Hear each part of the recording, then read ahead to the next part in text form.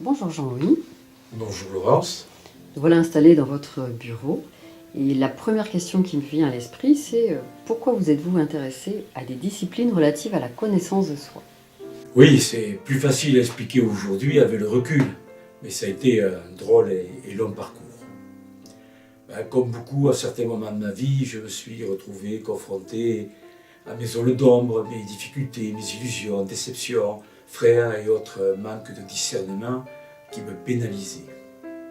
Je trouvais des explications et j'apportais peut-être les mêmes réponses inappropriées à des situations récurrentes qui finissaient par m'enfermer. J'avais l'impression d'être mu sans le savoir par mes pulsions, mes désirs et mes émotions que je ne maîtrisais pas et qui me malmenaient. En même temps, sur mon parcours de vie, je rencontrais par hasard, comme on veut bien le croire, des signes, des gens qui m'ont interpellé d'abord et convaincu par la suite. C'était un peu comme un petit chemin bordé avec des cailloux qui semblaient toujours me ramener au même endroit tant que je n'avais pas compris certaines choses. J'ai finalement compris qu'il existait des moyens pour mieux harmoniser ma vie et répondre d'une manière plus adaptée aux exigences et autres contraintes et perturbations que nous fait vivre la société d'aujourd'hui. Oui, en fait, je considérais que je n'avais plus le choix, tout simplement, et que c'était le moment d'entreprendre un travail sur moi. Sans cela, certainement que j'aurais considéré que mes échecs étaient dus à la responsabilité des autres, de la société en général. Je serais passé à côté de quelque chose de grand et je ne me serais pas remis en question. Voilà. Donc, en plus des difficultés du quotidien, des humeurs de mon patron, des états d'âme de mes collègues, des bouchons sur la route, sans compter les mauvaises surprises, il faudrait en plus travailler? Oui, la société est devenue tellement complexe, exigeante, angoissante, que nos simples ressources ne nous permettent pas de faire face à toutes ces épreuves, sans nous déstabiliser, nous plonger dans la souffrance, voire même des pathologies beaucoup plus graves. Alors, je suis parti chercher aide et compréhension selon la nécessité du moment, l'urgence, le hasard des rencontres, et j'ai butiné dans ces formations, stages en tout genre, qui devaient me permettre d'y voir plus clair en moi. Donc de l'enseignement bouddhiste il y a 20 ans à des écoles philosophiques, en passant par des formations de coach du bien-être, bioénergéticien, en faisant et pratiquant la méditation, le yoga, la sophrologie, quelques études concernant l'aromathérapie et la phytothérapie. Voilà. Cela m'a permis de recueillir donc de multiples informations précieuses, des techniques et des protocoles que j'ai eu le temps d'expérimenter, même dans le domaine professionnel qui pourtant ne s'y prêtait pas trop. Mais une chose est certaine, il faut éviter d'aller chercher longtemps et très très loin les réponses que l'on a au plus profond de nous. Alors oui, j'ai réalisé un long et douloureux travail sur moi, avec sérieux, opiniâtreté et beaucoup de courage, car j'ai découvert certains aspects de ma personnalité qui ne me plaisaient pas forcément, voire même pas du tout. Voilà. Mais il existe sur le marché un tas d'outils. Il y a vraiment de quoi se perdre avec toutes ces propositions. En quoi votre technique diffère-t-elle des autres? Certes, le marché du bonheur et du moment présent à vivre intensément est florissant aujourd'hui. Notre société est étudiée à la loupe, voilà, par nos penseurs, psy et autres thérapeutes. Je vous rappelle les livres et les pensées de Mathieu Ricard, en passant par Frédéric Lenoir, Christophe André, pour ne citer que les plus connus, qui préconisent des approches un peu différentes du bonheur. Personnellement, je pense que chacun de nous est unique, conditionné différemment par un système éducatif, religieux, sociétal, transgénérationnel, et que les réponses parcellaires, isolées ou communes ne sont pas toujours un gage de réussite. Je crois que le terrain à ensemencer pour faire éclore une belle transformation de l'être, qui est souhaitable et durable, exige un terreau bien préparé et qu'une seule vraie approche globale, holistique, pour utiliser un mot bien approprié, peut seule garantir une véritable transformation de soi. Plus concrètement, que proposez-vous comme technique ou solution? Eh bien, je pars du postulat que chaque individu fonctionne d'une manière systématique, c'est-à-dire en apportant des réponses par ses pulsions instinctives qui se traduisent par ses idées, ses actes, ses émotions, en fonction de la prédominance d'un centre qui peut être physique, intellectuel ou émotionnel. Voilà. Je vais vous donner un exemple. La vue d'un pommier observé par ces trois types de fonctionnement d'individus. Le premier, type dit instinctif ou physique, va se préoccuper essentiellement de savoir comment il peut escalader l'arbre et le bouger pour faire tomber, et bien le secouer pour faire tomber les pommes. Le type d'une nature plus émotionnelle, on va dire, lui va regarder la forme des branches, la couleur des pommes, les feuilles. Il va se laisser émotionner, entre guillemets. Alors le troisième, de type intellectuel, va avoir une approche complètement différente, puisque lui, il va essayer d'évaluer de suite la quantité, le nombre de kilos de pommes supportés par le pommier, et faire une évaluation peut-être, je dirais, du nombre de pots de confiture qu'il pourrait réaliser.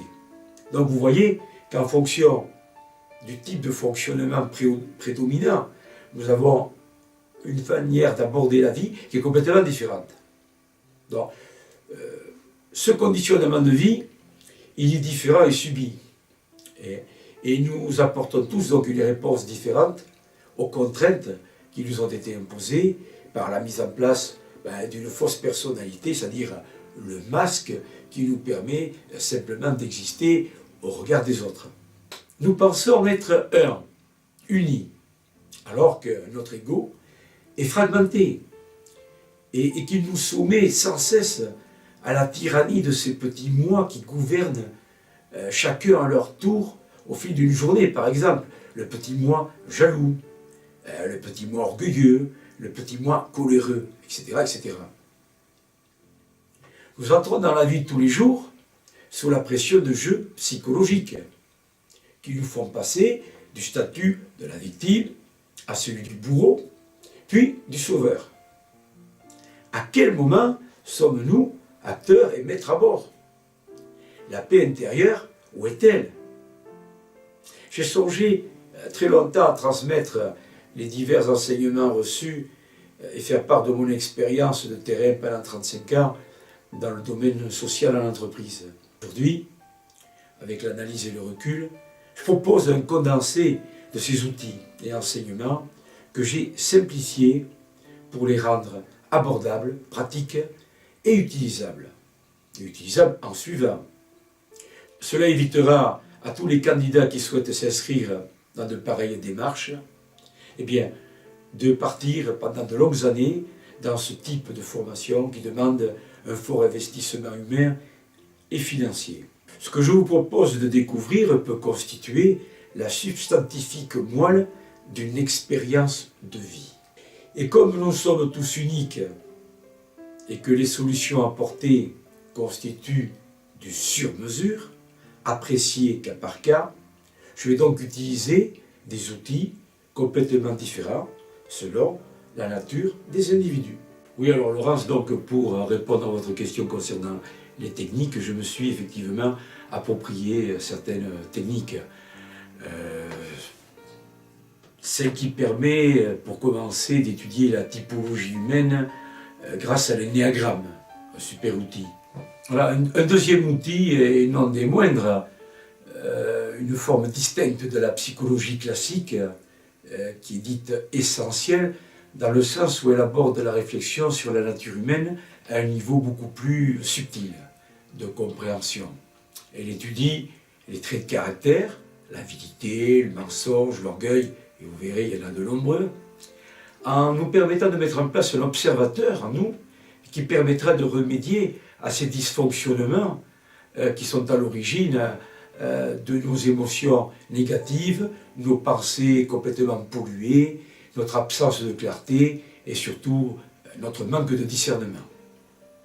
Et enfin, voilà une approche énergétique avec l'antenne dite de l'échelle ou de l'équerre selon la prononciation et qui donne des indications avec le pendule également en radiesthésie sur les dysfonctionnements de nos circuits énergétiques et l'état de nos chakras, qui est bien entendu, ce dysfonctionnement, à la base de nos problématiques de stress, fatigue et d'autres pathologies bien entendu. Voilà. Le diagnostic ainsi établi, il permet tout simplement de lever le voile sur notre fausse personnalité qui nous a bien rendu service jusqu'à présent et de nourrir nos véritables qualités et vertus qui vont participer à la transformation de notre être. Voilà. Les réponses ainsi apportées auront un retentissement, à condition bien entendu que la personne s'engage d'une manière authentique et régulière pour expérimenter et fortifier son potentiel, ses nouvelles ressources qu'elle vient de découvrir. En quelque sorte, devient qui tu es. Et maintenant, de quelle manière pouvons-nous nous rencontrer ? Eh bien, pour me rencontrer, ce n'est pas le plus compliqué. Vous disposez de tous les éléments sur le site qui vous informe sur la nature des rendez-vous proposés en individuel ou en petit séminaire que j'organiserai à partir de 2018. Et surtout, quelques précisions sont apportées concernant des rencontres sportives et ludiques.